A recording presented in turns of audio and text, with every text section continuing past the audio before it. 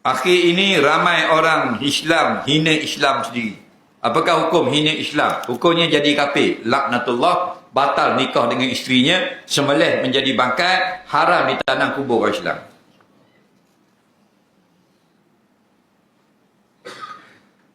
Man istahza'a bidinillah fahuwa faqad kafara. Barang dalam kitab-kitab fiqh dalam bab ridah, barang siapa yang mempersendakan Islam, maka telah menjadi kafir. Jadi kafir. Jadi kafir. Tak boleh. Okey, gurau ke, nganjing ke, jadi kafir. Tak boleh. Kalau panjang lagi tengok kitab Majmu'.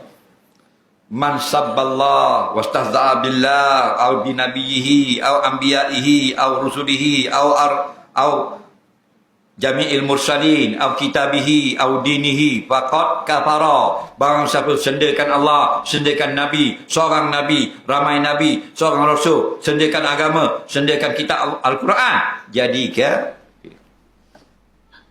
Dalam banyak-banyak ayat dalam Quran, banyak-banyak surah, banyak-banyak huruf, sehuruf dia nafi dalam Quran, jadi kafir.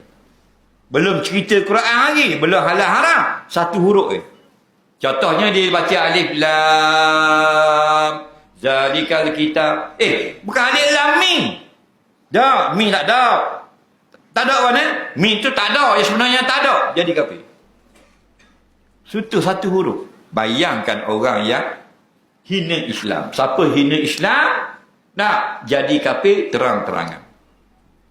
Hukuman mati dikira murtad, keluar pada agama Islam. Dan tertalak isterinya di rumah. Siapa hina Islam, sama ada dihina itu dalam Facebook, dalam TikTok, Instagram, dalam YouTube, luar, live, tak ada peduli. Hina Islam, hina Allah, hina agama Islam, hina hukum Islam, hina hadis Nabi atau hal-hal yang kait dimuliakan oleh Allah, hina malaikat-malaikat yang kena mersendakan agama, semua jadi kafir. Laknatullah, kekal dalam neraka. Kalau sudah ditanam di kubur Islam, wajib digali balik dan dibuang di dalam hutang jenazah dia.